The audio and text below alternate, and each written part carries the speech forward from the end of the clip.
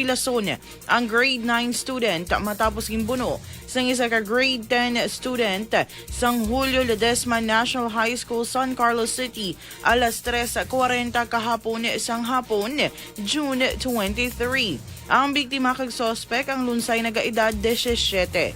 Sa interview sa Momo Radyo kay Police Lieutenant Colonel Nazer Canha, hepe sang San Carlos City Police Station, gimpahayag sining ang insidente nga natabo matapos ang klase.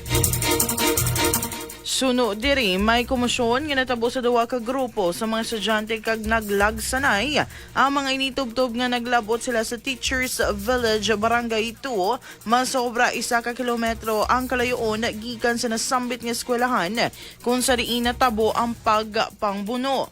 Suno kay Kanha, ang biktima ang nag-agom sang pila sa nawala nga bahin sang iya tiyan kag gilayon nga gindala sa ospital para sa nagakaigo nga pagbulong. Sa karon yara na ini sa maayong nga kahimtangan kag padayon nga ginabulong. Samtang ang suspect naman ang nadakpan sa ginpatigayon nga hot pursuit operation sa mga kapulisan. Na-recover man sa mga otoridad ang patalom nga ginapatihan nga gingamit sa pagpangbuno. Nagapadayon ng investigasyon sa San Carlos City Police Station na angot sa insidente.